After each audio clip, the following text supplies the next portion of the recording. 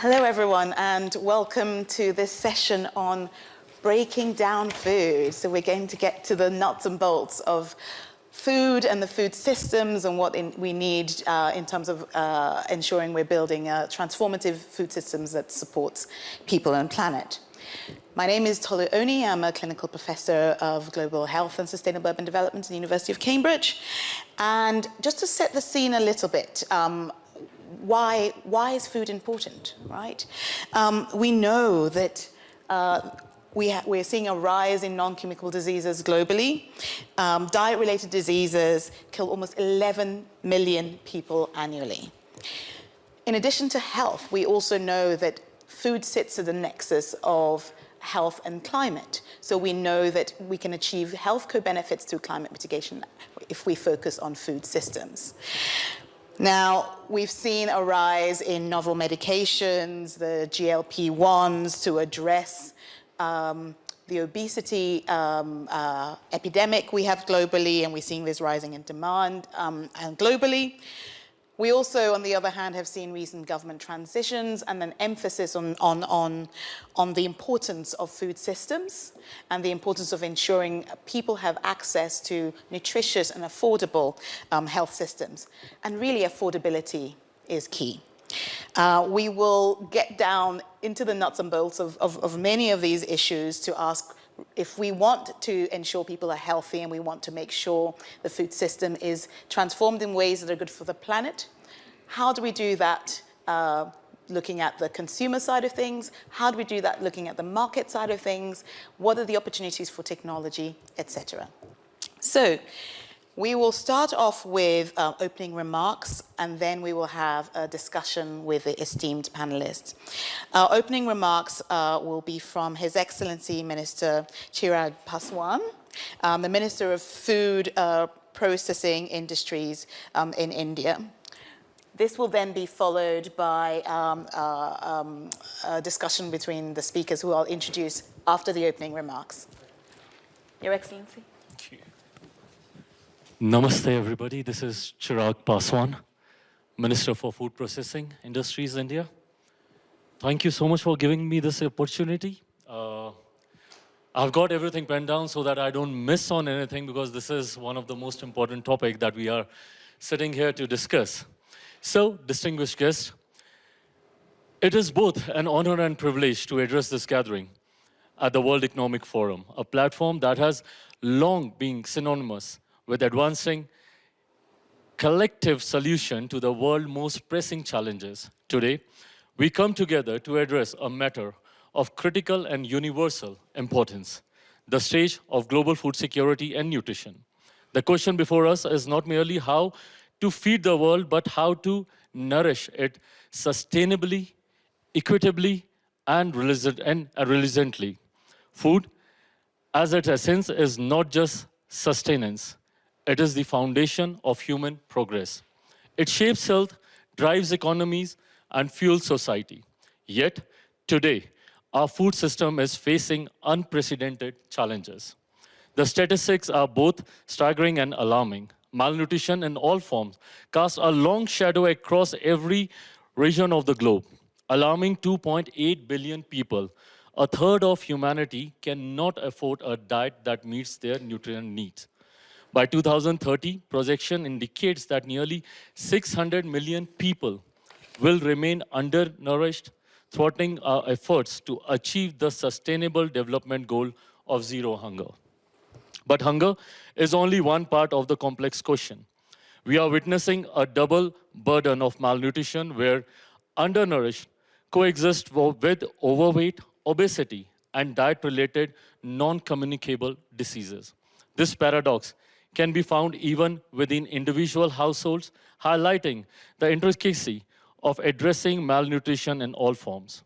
Over 148 million children under 5 are stunted, with 2 billion people suffer from micronutrient deficiencies, a silent crisis that diminishes human potential and economic progress alike. Food systems lie at the intersection of some of the most significant challenges of our time: climate change, social inequality, and malnutrition.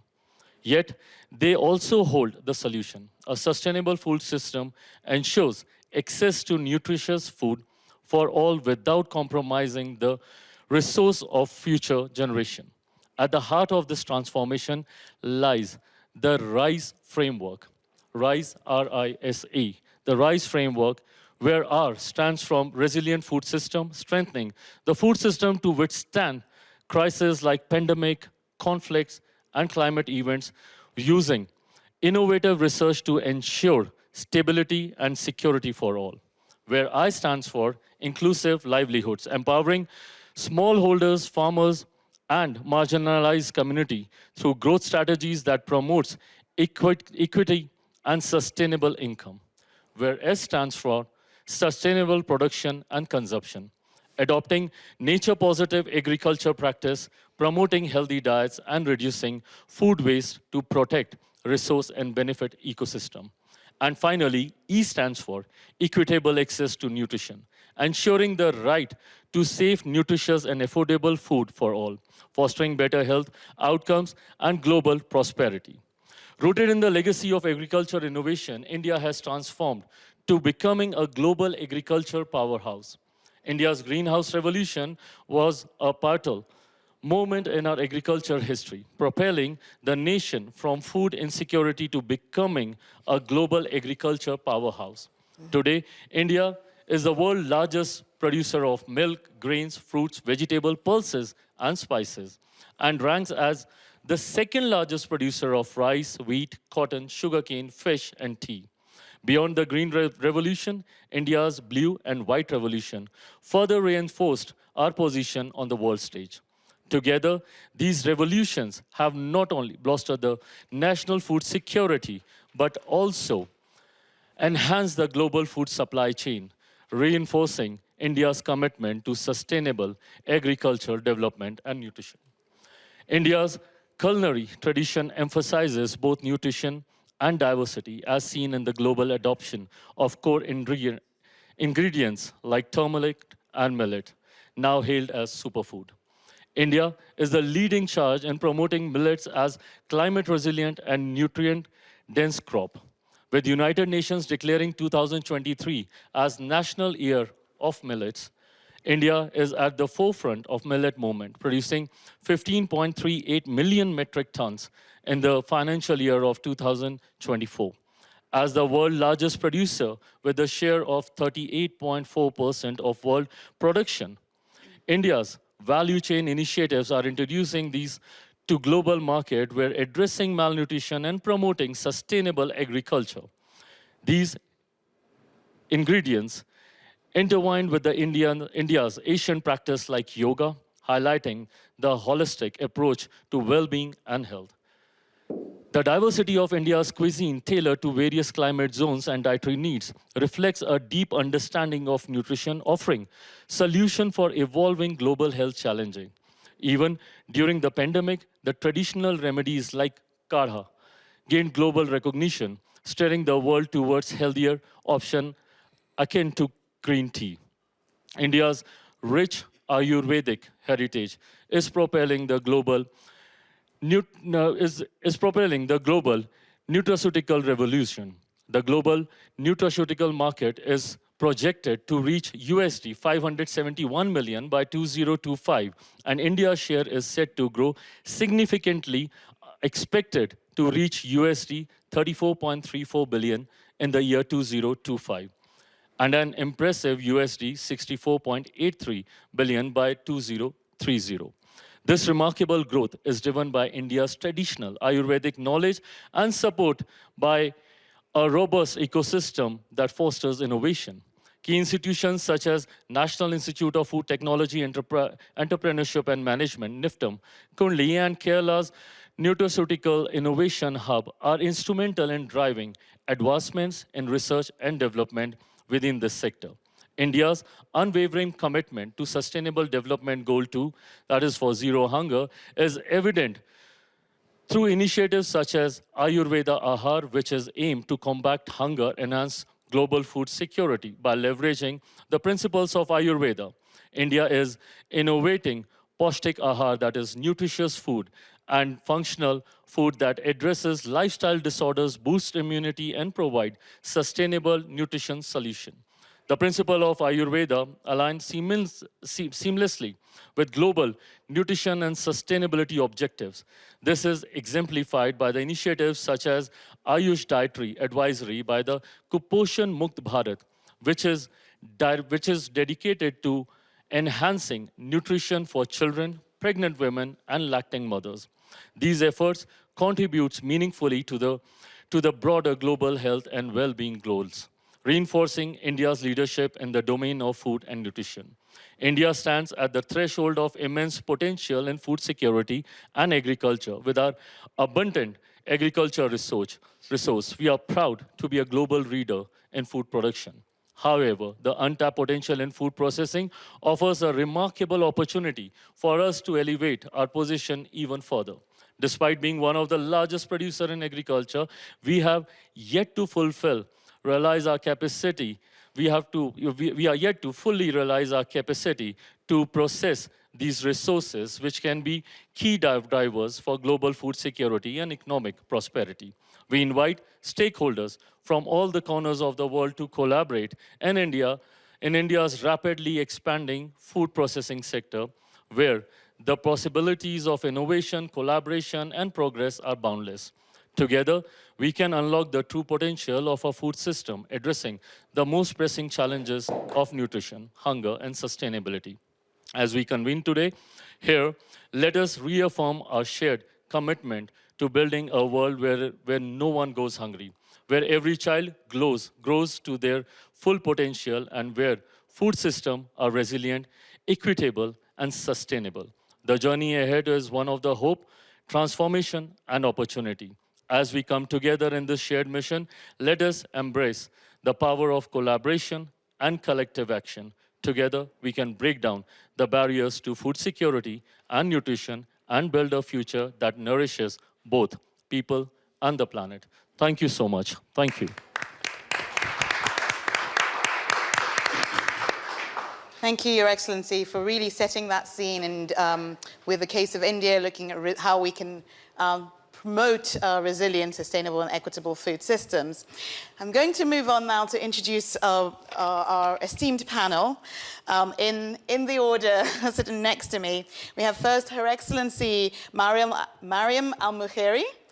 She's the chair of the International Affairs Office at the Presidential Court of the United Arab Emirates and GCEO 2.0. We have next to her Johan Westman, the Chief Executive Officer of AAK. Next to him, we have Luísa, Virgínia, the Chief Financial Officer of Geronimo Martins. Yep. And lastly, we have David John Haines, the Chief Executive Officer of Flora Food Groups.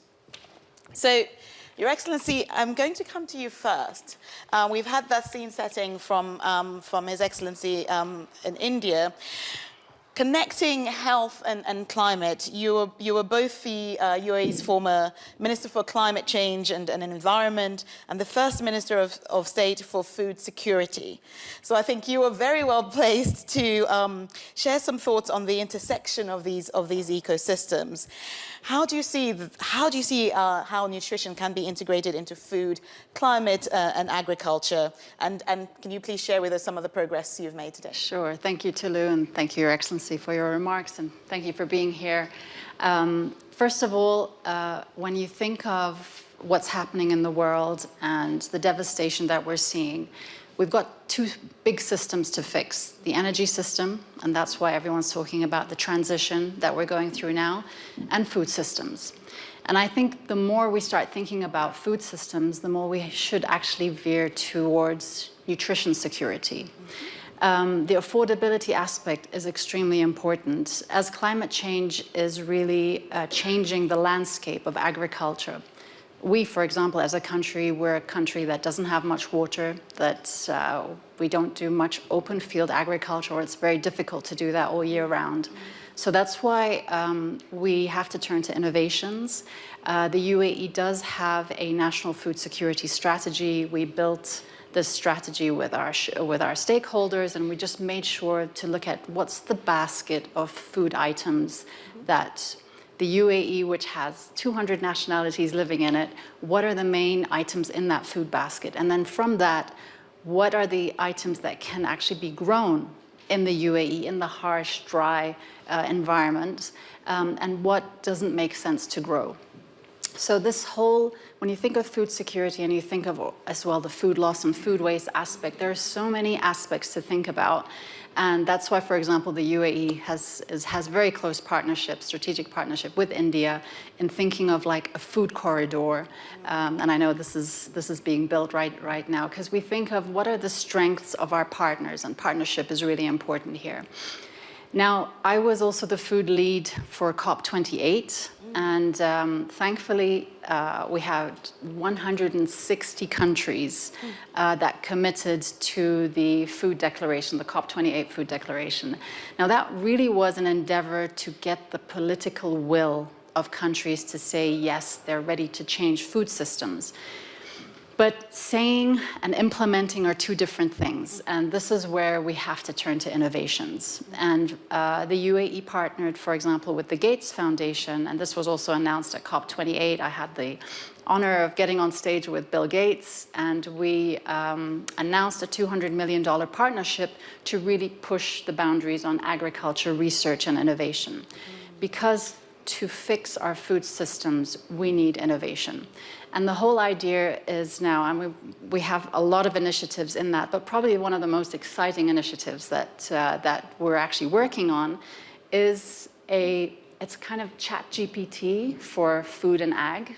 So as the UAE is now the first MENA country in the CGIAR, the Systems Council, which has 13 research centers around the world, we're taking that data and putting it into this ChatGPT, we're calling it CHAG, for agriculture innovation and research. So it's a specific ChatGPT for ag innovation, and we eventually want to give this to the smallholder farmers. So it'll be a global public good for smallholder farmers to have their agriculture advisors in their pockets at all times.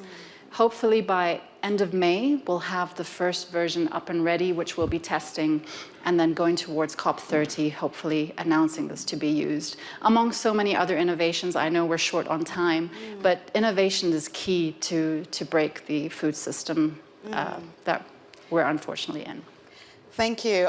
There's three things that I really want to pull out there. You know, I really love your connection to His Excellency around highlighting the role of a partnership, and that healthy food corridor is something that is really interesting. The second is around political will. Yeah. And I know COP28 was the first time you had a full day dedicated to food systems. Yeah. And the importance really of elevating it and the potential of that elevation getting political will and how critical that is. And the third is around innovation. You know, the theme of this meeting is around intelligent age, but intelligence is very tied to purpose. And so this is a really nice example of leveraging the intelligence and technology for food systems. But the first thing that you mentioned was around nutrition security, and I really like that articulation, distinguishing food security from nutrition security. So, Johan, I'll come to you on that with nutrition security, because I know with your organization, AAK, you look at working with customers to look at how, you know, you can, I think you say, making better happen, right? Can we zero in on ingredients, right? So if we're going to feed the world, and Her Excellency talked about a food basket and a healthy food basket. If we're going to feed the world, we need to ensure that it's nutritious. Yeah. So can you tell us what you think industry needs to be doing to ensure that when we're thinking about food systems, that we're particularly focusing on nutrition and the affordable nutrition at that? Yes, thank you. A great question, important one, and just short note on AAK, we produce plant-based oils and fat solutions, ingredients that we then work together with the food producers to make food. Nutritious food, tasty food, healthy food, and it has to be made sustainably. So we're certainly an ingredient company focused on how we can improve things. And I think I need to bring it back to what can we do to specifically focus on nutrition? Well, the way to get solutions into the food space and to really make change happen, I think the answer is we cannot single in on one thing. We cannot single in on sustainability only, nutrition only, taste only, and affordability only. It has to come together. So the task that we have in the industry and us as an ingredient player is to continue to innovate. Innovation needs to be there. We need to find solutions that are, nutritious, healthier for you to consume. But if we cannot do that in a way where they are produced sustainably, and at the end of the day, they taste really good, and they are affordable on the shelf in retail, consumer will not make that choice. We can't ask them to do that. I think, so one of the important things we have to do, we have to continue to innovate, we have to continue to push where we are, where we stand with our ingredients. But at the same time, and that's why I'm here at the WEF, we need to work on these collaborations so that we get the full ecosystem to work together. And that's when you make food with policymakers, with food producers, with ingredient players, you kind of make those agreements where you can touch affordability, taste, sustainability, and nutrition at the same time. So I think it just has to come together. Yeah, yeah. Thank you for highlighting that it has to make sense. We can't just talk about, and we all eat, we all know what's good for us, but it has to taste good. It has to taste good. The healthy choice has to be the easy choice, it has to be the rational choice. Exactly. Something that was mentioned actually at the beginning around, by His Excellency around the case of India made me think of what we often say is food as medicine, right? Yeah. So, because it is. And when we talk about medicine and healthcare access, we know what that means. We talk about, clinics and having people have access to it. But if we think about food as medicine, moving to you, Anna, if we think about that system, right, and ensuring people have access to that medicine, right? You mentioned about choice, right? But there is a matter of choice architecture. There's no choice. You can't make a choice if your choice architecture is not conducive for that. So you are from the retail end of things, right? Really critical accessibility in order for people to in order for behavior to change. What is your perspective on that from the consumer side of things? So how can food retail promote access to this medicine? So thank you very much, Tolu. Thank you very much for being here. It's really an honor to be in this panel and to represent Jean Martins. Jean Martins is a food retailer with more than, or it's mainly a food retailer with more than 6,000 stores in Portugal, Poland, and Colombia. And we also now have a challenge in the primary sector. We are also in the agri-business, not only with beef, but also with aquaculture and a milk factory. So quite a good holistic view on the ingredients and on the food solutions. I think that we don't have the ambitions to educate the consumer, but as Johan said, we have to give him a choice. And on that sense, our sales, the main part of our sales is fresh products. So we are really proximity stores that sell fresh products, and another big part of our sales is our own private labels. We made a choice 30 years ago to develop private label as a choice to the brands and made it more affordable. But contrary to most of the retailers, we decided to benchmark in terms of quality with the best in the market. So using the more nutritious. So we feel that we are not so ambitious as to educate, but we have the responsibility for the consumers, for the millions of consumers that buy in our stores every day. So the food solutions that we provide should be reliable, should be nutritious, and should be diverse. And our private label is certified in the whole process. So the suppliers, the ingredients are audited. We made analysis. We even developed a DNA lab to really make sure that we have not only product safety, but also product integrity that is really reliable. What we say that is in the compositions of the products is really what it is in the product. And of course we have lower margins, and this is a challenge for me, apologies, a challenge for me as a CFO, but I think it's worthwhile. Just a quick note, what we do, it's not only communicate with the consumer through the labeling, so as all our food in the stores, and we reach a lot of consumers. So we give information, we do communicate. We have a number of initiatives with health companies that try to reach with them the maximum number of consumers possible. But we also do something that it's a little bit hidden, but I think it's quite important, which is reformulations of our private label products, meaning that they are more affordable than the other brands, so people choose it, particularly in inflationary periods, as it happened. And then when they start consuming our product, progressively we introduce the same product, but decreasing the level of sugar, the level of saturated fat, and the level of salt. So even only on sugar, we prevented more than 6,000 tons of being in the market by doing it progressively. And why? Because if we do it abruptly, it will not taste the same. And so people will notice and they will not buy the product. So it has to be tasty, and unfortunately salt, fat and sugar made it tastier. So we have to being progressively taking out the ingredients to make it more nutritious, but at the same time more healthy. Right.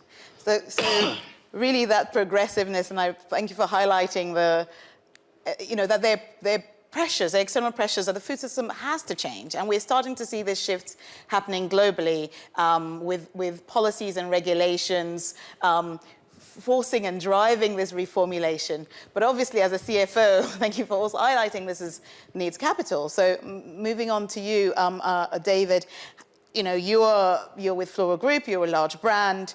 This reformulation, it's something that has to happen. It might take time, but we're also seeing the urgency of the global health disease burden we're seeing globally. So from your perspective of your organization and more broadly the industry, how are you responding to these market shifts, and how can that investment and innovation be accelerated? Well, also thank you very much for the invitation today and for the ability to be on this panel. As for others, it is a great honor. And many of the themes that we think about have already come out from the other panelists.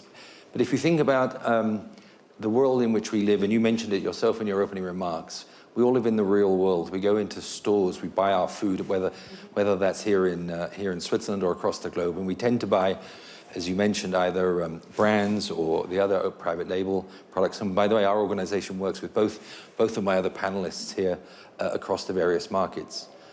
The way we like to think about it is not so much farm to fork, but more fork to farm.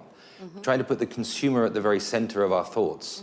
Trying to think about giving, and phrases that have already fallen, consumers great choice. Now, we would describe ourselves sometimes as the largest company or branded company in the plant-based food sector. Anything you do when you go plant-based is always better for you. But taste is the most important criteria. So we talk in our purpose of the company about taste, about deliciousness. We talk about being natural. And of course, we talk to the point about nutrition. It has to be nutritionally very beneficial, and and our products are across the globe, whether that's in developed or in developing markets. But none of that matters, frankly, for our brands. And this is something I think is often a little bit overlooked, but it's already been mentioned here twice today, is about affordability.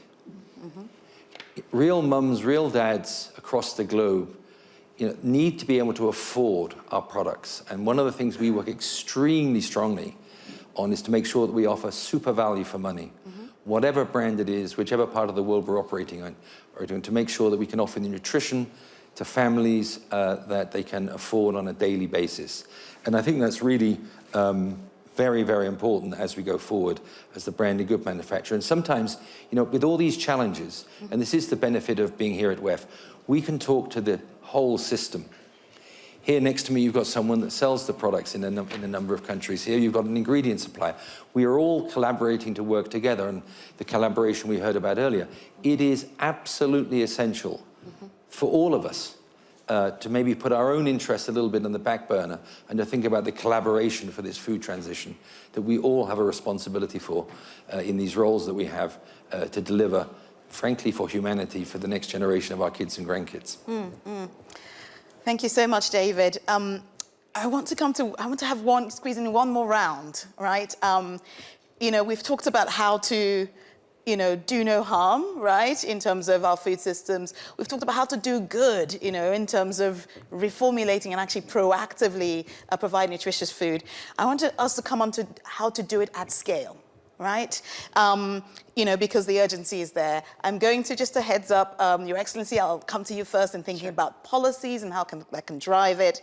Johan, I'll come to you in thinking about how do we measure, you know, how do we get there? You know, how do we measure it? And Anna will come to you in terms of doing it at scale from the retail environment, particularly in the context of urbanization, and, you know, how do we ensure that some of the challenges that we're facing in terms of land use and the competing priorities, how do we ensure that nutritious food is still a priority?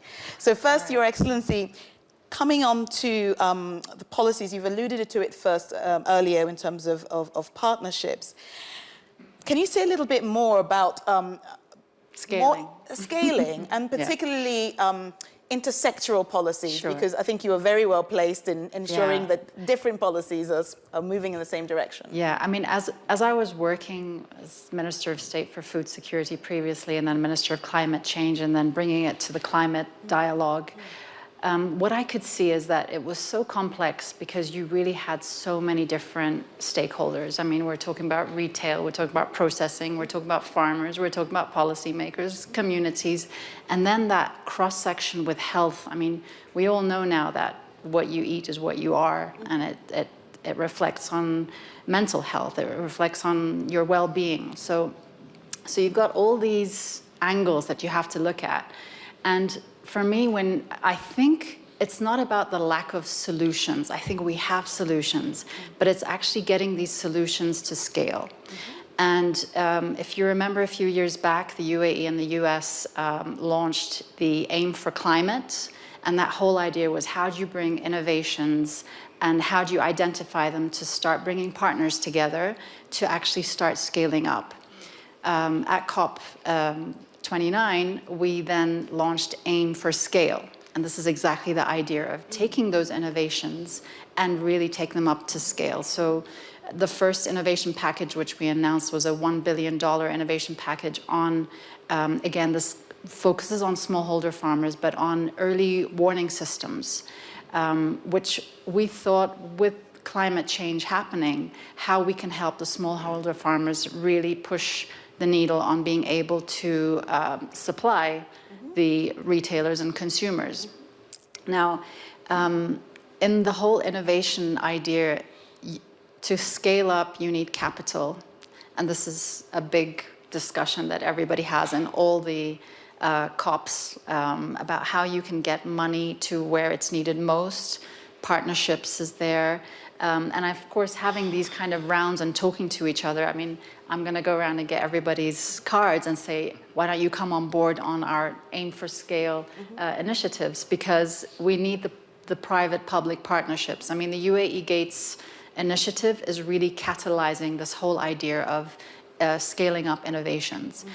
We cannot, I mean, the complex systems that we have, and by the way, I'm really excited about what AI can do to help fix our food systems, because I believe as we bring AI into these, into our system of when we're thinking about food, we can actually start going really specifically on Abu Dhabi, you need to do this. Bangalore, you need to do this. Or Norway, you need to do this. Because what we can do is actually pump in the data that's available, the resources that's available on country, on local level, and then really go down into what seeds need to be planted in what village, all the way up to what national policies need to be done on a country level. So I'm actually really excited about how we're going to use AI to scale innovations. Great, thank you. I will pick up on that AI and data, because Your Excellency, you've talked about it from the supply end,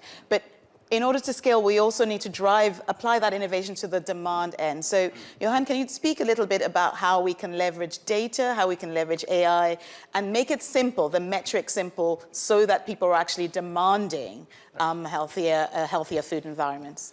Obviously, AI and data will help at the end of the day. We need it, there's no doubt about it. But how do we get there in the food space?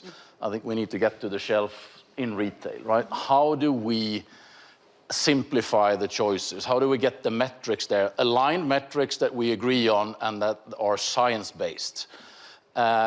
Because today, you pretty much as a consumer need to be a PhD in food science, in medicine, biochemistry, or whatever. Obviously, everyone isn't that, and even if we were, we still go there with our choices. If it isn't affordable, if it doesn't taste good, we won't change. So I think the number one thing we need to do first, the industry, we need to work hard together with our peers to find metrics that are simplified, that we agree on, aligned, so that it both for sustainability and for nutrition. Sustainability, we're getting there, but even so for nutrition, right? What is that label and metric on the shelf in retail that the consumer understands and that we can measure, and we know that we can track it against science-based proof that if we consume a basket of food with this mix, it is healthy. This is the right type of mix, and we can measure whether we have that or not, whether we consume too much or too little in certain parts of the world. When we get there, we will start seeing the improvement, and we can also adjust progress if we have that data. But today, it's not there. So the first thing is to align on metrics, and we need governments, we need policymakers, we need science, and the industry to come together and agree on something that is super simple. It has to be super simple to avoid the confusion that consumers are faced with today. Yeah, thank you. Anna, we need money for this. Thank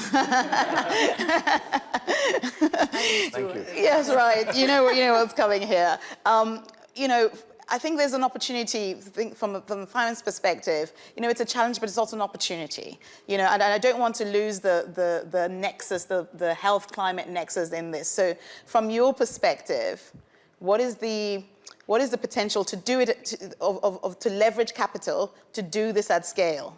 I think we have no alternative, in fact. So if I want my company to continue to be profitable, and otherwise it will not be relevant, and it cannot, if it's not business sustainable, it cannot do sustainability otherwise. So if I want it to be profitable, with the level of costs and investments that I do in my infrastructure, my distribution centers, my stores, I have to sell.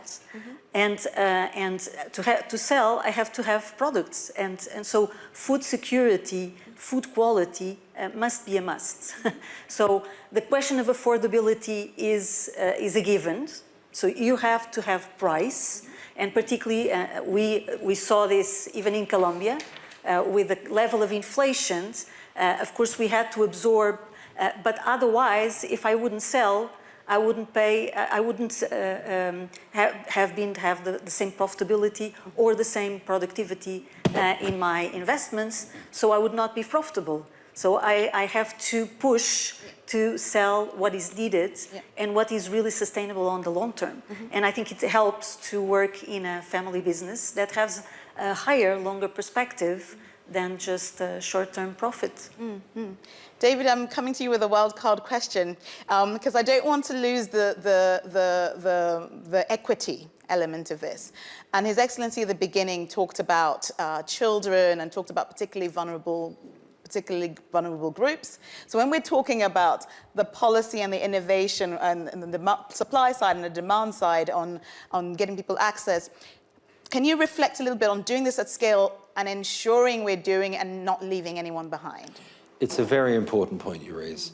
I mean, we operate in over 100 countries on our planet, and we try and make sure that we offer opportunities and brands and options across the products in which and brands with which we work at all levels of affordability, whether it's for the high end of the consumer base that will go into a Whole Foods in the US. Frankly, we work more with the retailers, the big ones, that are focused on affordability for all the ends of the consumer base. And I think it's incredibly important that whatever we do, all the innovation that we bring, and we're working permanently on innovation with our partners, and that's absolutely necessary. We must never lose this concept of affordability, that we can bring products to the market and brands to the market that normal people in their normal lives, wherever they are in the world, can afford on a regular basis. We're in stores throughout East Africa. We're in stores throughout West Africa. We're in stores, little stores, mom and pop stores across Asia and Indonesia. And we work on this constantly to make sure that our brands offer great taste, but affordability at the same time, with the food security that goes with buying a reputable brand. By the way, some of these brands have been in these countries for over 100 years. Blue Band across big parts of the world is one of the most established food brands, if not the most established food brand, actually, in the world. Thank you for highlighting that. I'm not going to try and summarize. This has been such a rich discussion, but I want to leave us with a little anecdote that illustrates the bigger picture here, because we talked about health, we talked about climate, but I was once in a public engagement, an Insta-Live event actually, around the pandemic, and we're talking about vaccines, right, and getting people to take up the vaccine, particularly a particularly hesitant population. And I had a question that said, we have been told that people with obesity, people who are malnourished, have a higher risk of COVID and a higher risk of poor outcomes of COVID. So why is our government and why are people not acting so urgently to ensure we have access to healthy food as they are with a vaccine? And I just thought that was an excellent question, because I think we need to start seeing food as medicine, and we need to start with as much urgency scaling up biomedical interventions like vaccines, as saying it is really critical that people have access to this medicine as a part of building societal trust and of elevating the importance of making climate action, making healthy populations something that is a priority for everyone, and leaving no one behind. So with that, thank you all very much for this excellent panel, and I look forward to continuing to do no harm, doing good, and do it at scale for our food systems. So thank you very much. Thank you.